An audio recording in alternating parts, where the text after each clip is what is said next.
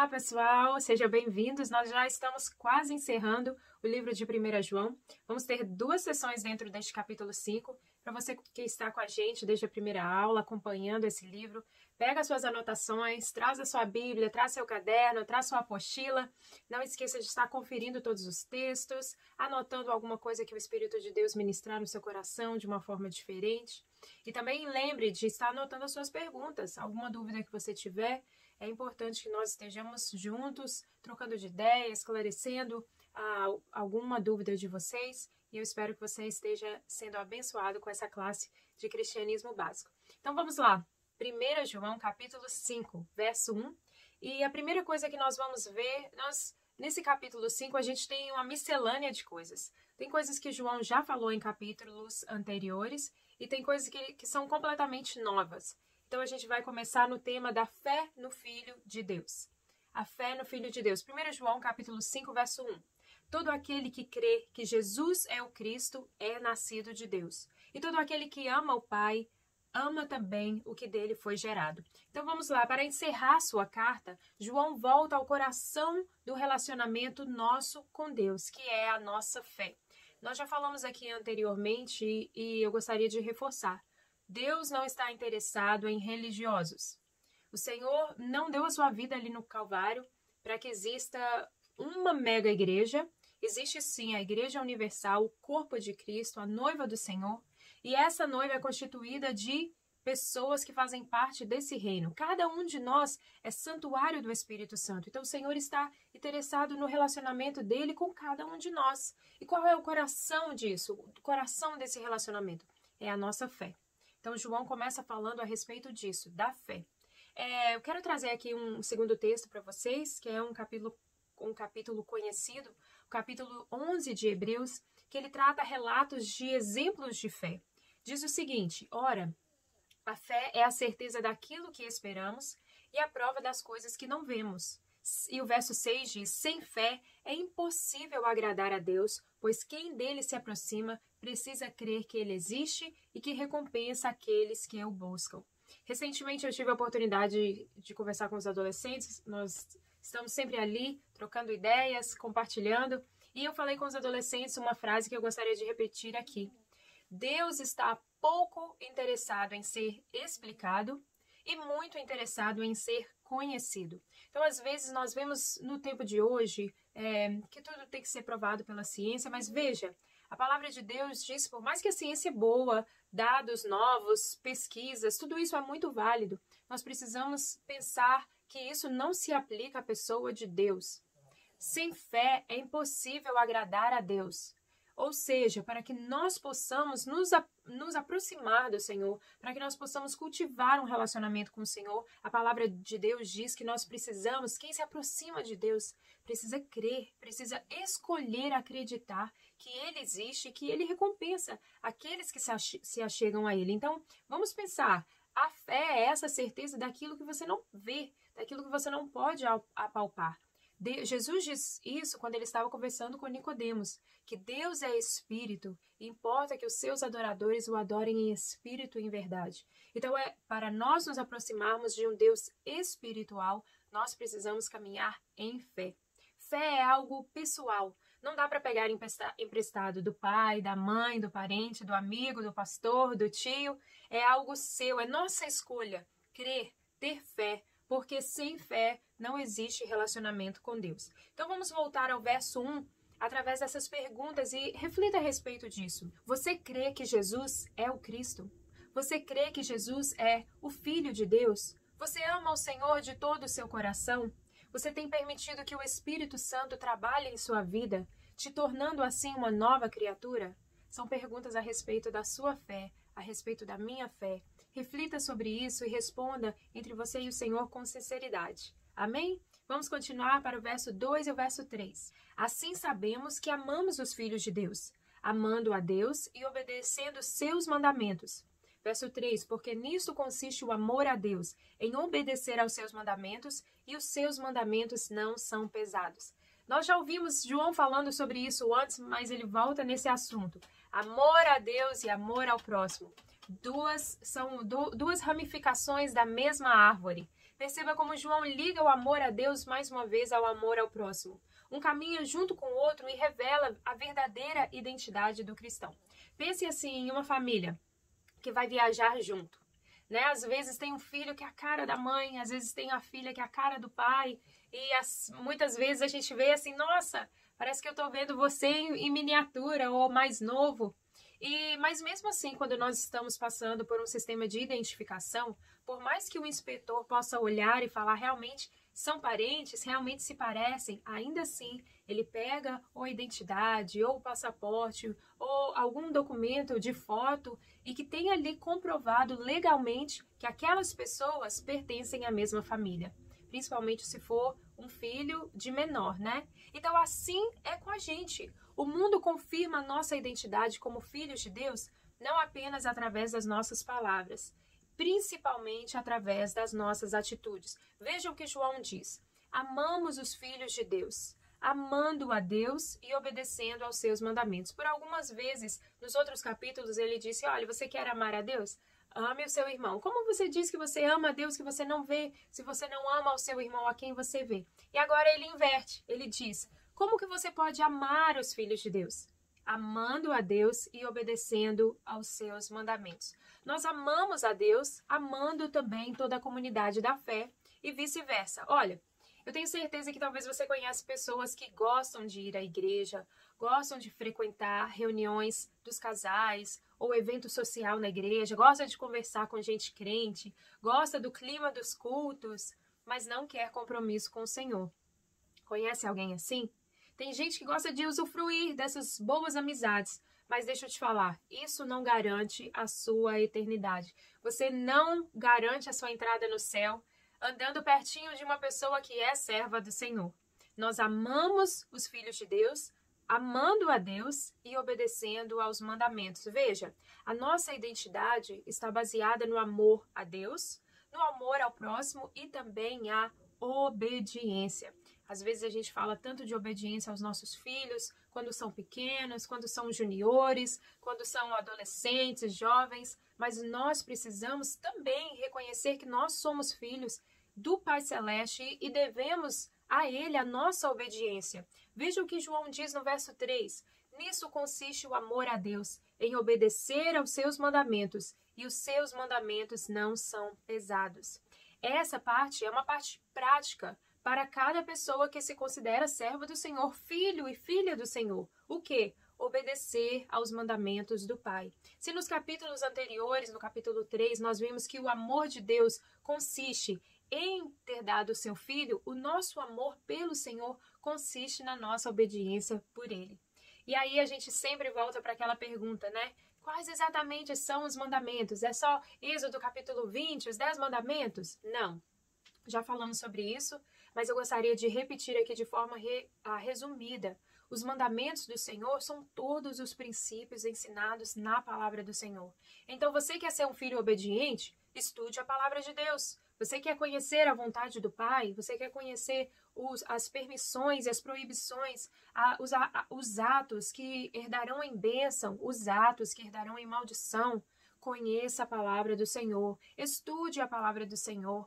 É válido ir para a igreja? Sim. É válido nós estarmos com uma aula como essa? É válido. Mas não se esqueça, nada substitui o seu tempo com a palavra de Deus, estudando, conhecendo, conheça o Velho Testamento, conheça os Salmos, os Provérbios, conheça a vida de Jesus através dos Evangelhos, conheça o que Paulo diz através das suas cartas, conheça o livro de Apocalipse. Não tenha medo de conhecer o filho que deseja conhecer a vontade do Pai. Aqui está dizendo isso.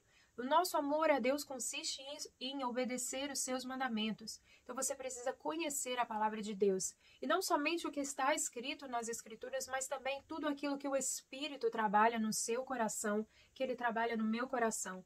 Nós servimos a um Deus que nos conhece. Sabe, irmãos, no Salmo 139, Davi fala com Deus assim, Senhor, sonda o meu coração. Veja se há em mim alguma conduta que não te agrada.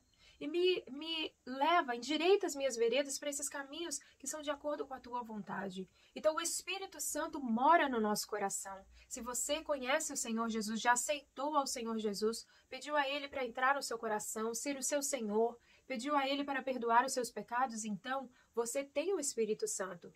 E a voz do Espírito Santo, muitas vezes, é a voz que nos ensina aonde nós devemos andar, que nos ensina os mandamentos do Senhor para a nossa vida.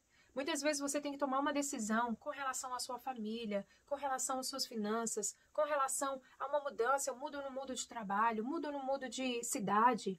E muitas vezes não existe algo ali na palavra de Deus, a palavra do Senhor não é um horóscopo. Eu vou fechar o olho, vou abrir o que se sair um sim é para mim fazer, se sair um não, não é para mim fazer, irmãos. Isso é o comportamento de pessoas que têm uma fé superficial. Nós precisamos orar e deixar o Espírito de Deus ministrar no nosso coração. Como nós falamos antes, nós precisamos buscar discernimento. Então, deixe que o Espírito fale com você. Olha, isso que você está fazendo, eu não me agrado. Ou aquilo que você está investindo o seu tempo está sendo bacana. Você está caminhando em obediência. Então, o mandamento, para você obedecer os mandamentos do Senhor, você precisa conhecer a palavra do Senhor. Eu preciso conhecer a palavra do Senhor e ser sensível à voz do Espírito Santo.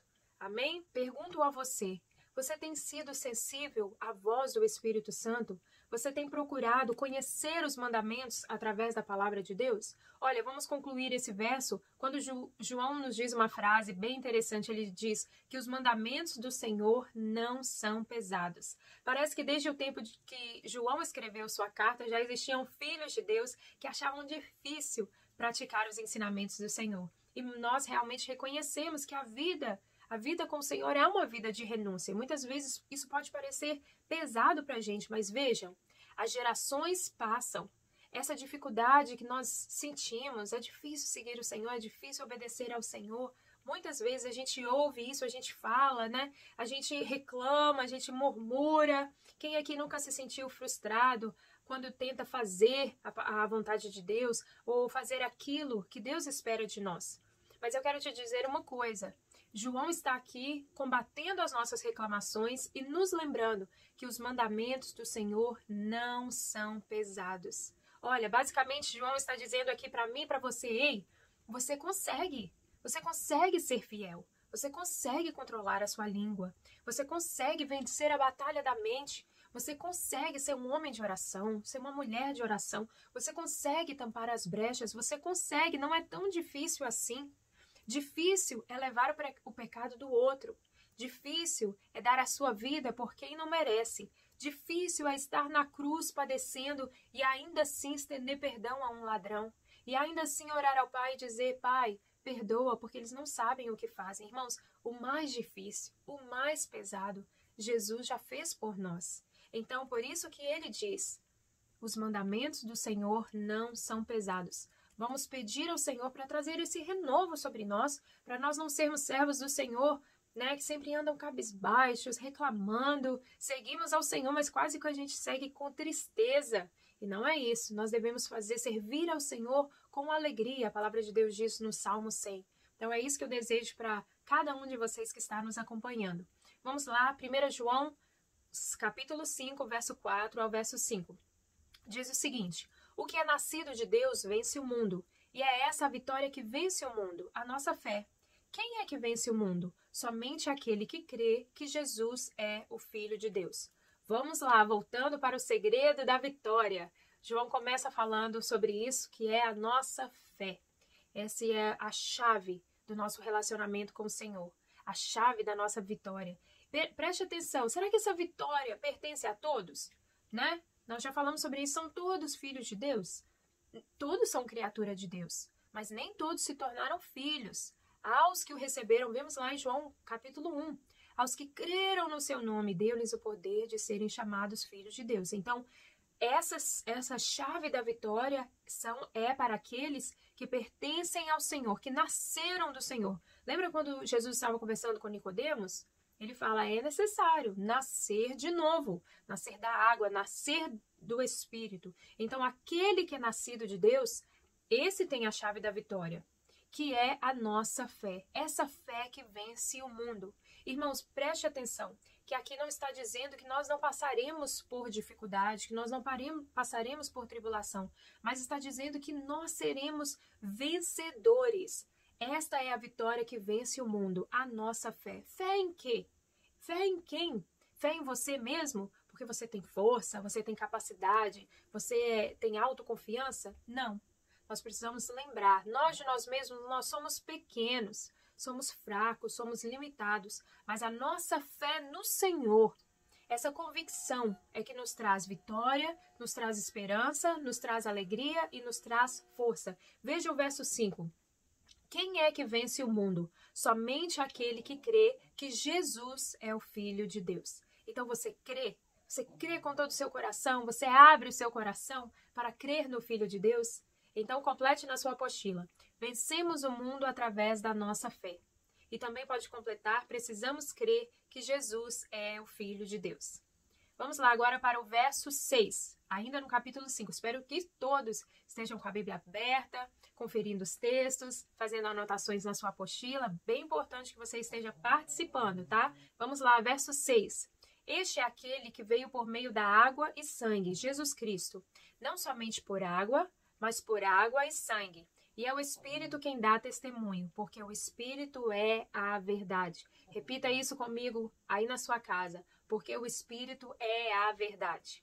Há três que dão testemunho, o Espírito, a água e o sangue. E os três são unânimes. Então vamos lá, no verso 6 nós falamos a respeito de Jesus, o fato de Jesus ter vindo por meio de água e de sangue. Com relação à água, algumas pessoas ficam confusas ao que isso quer dizer e eu quero compartilhar aqui com vocês algumas interpretações a respeito dessa afirmação. Se você quiser anotar, são apenas estudos de outras pessoas a respeito do que essa passagem quer dizer. Alguns acham que João está se referindo à humanidade de Jesus, ou seja, ele foi nascido de mulher, nascido através da água, esse nascimento humano.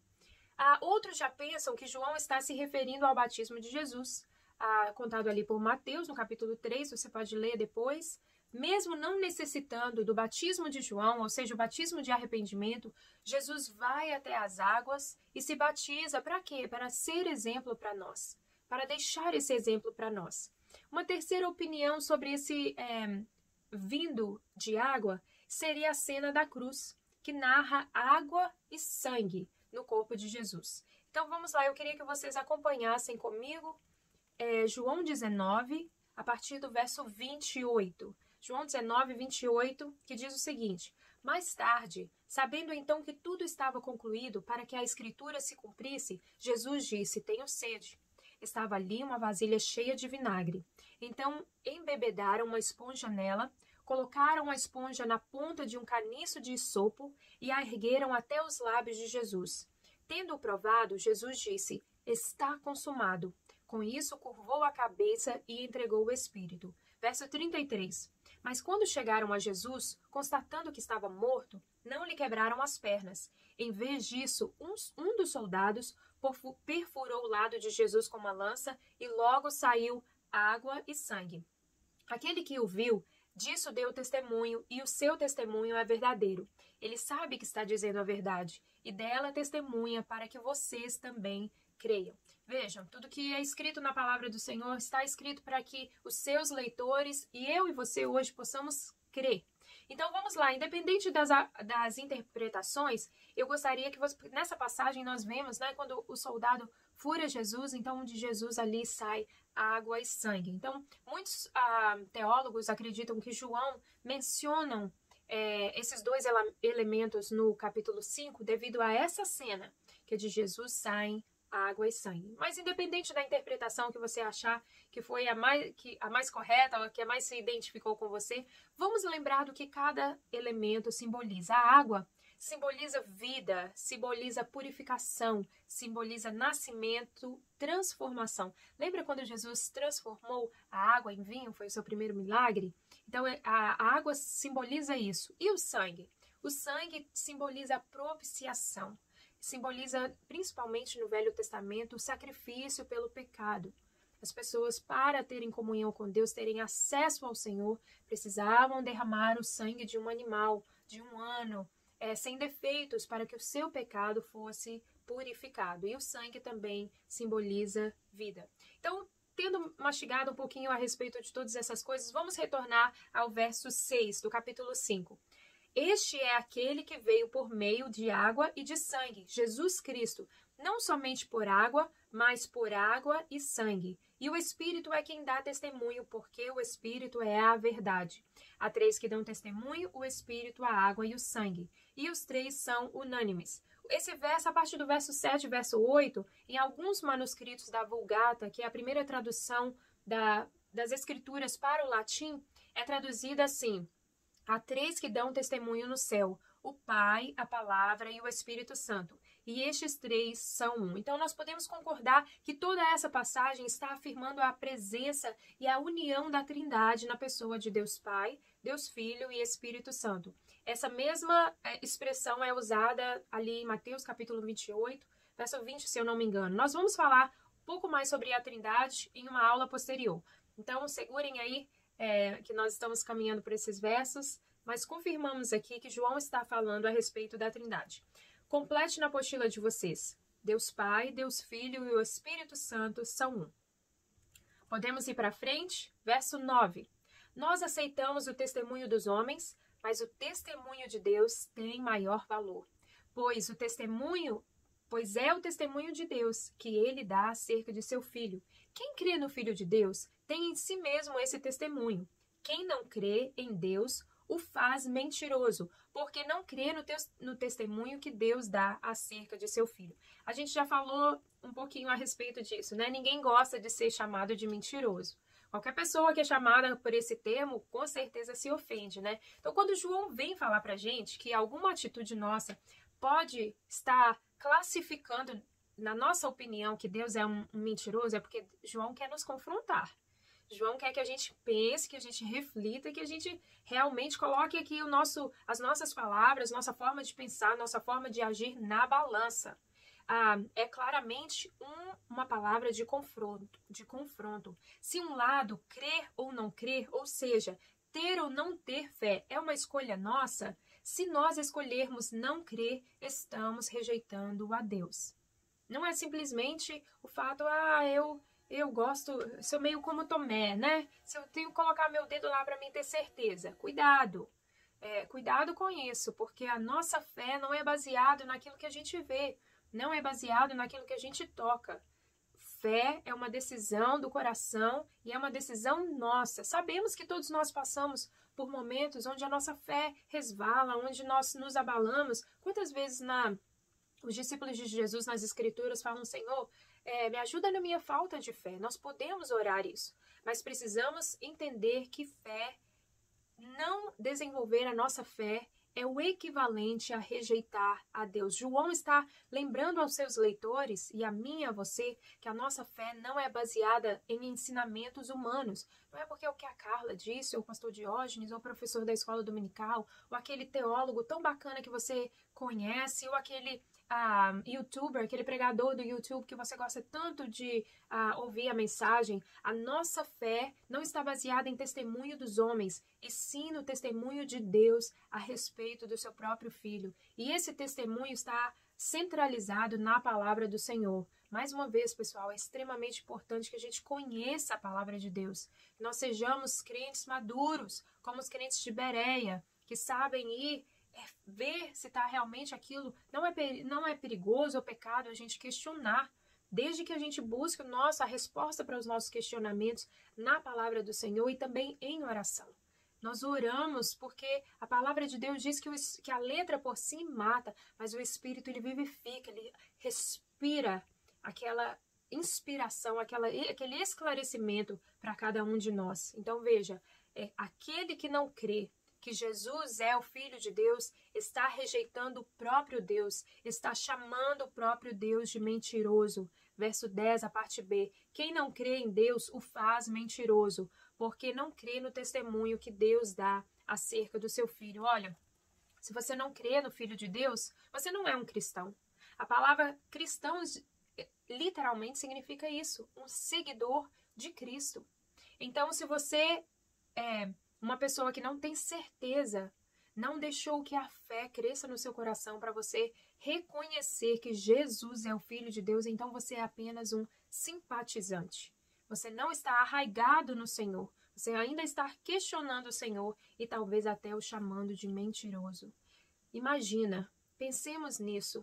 Quando nós não colocamos a nossa fé no Filho de Deus, estamos duvidando do poder de Deus, da palavra de Deus. E se alguém não crer que Jesus é o Filho de Deus, tal pessoa está chamando o Senhor de mentiroso. Então, nós vamos concluir o tema dessa aula no capítulo 5, verso 11 e verso 12, que diz: E este é o testemunho. Deus nos deu a vida eterna, e essa vida está em seu Filho. Quem tem o Filho, tem a vida. Quem não tem o Filho, não tem a vida. Então, precisamos amar a Deus? Sim. Precisamos amar ao próximo? Sim. Precisamos obedecer os mandamentos? Sim. Mas sem nos esquecer que a garantia da vida eterna não está nos nossos atos, e sim na nossa fé.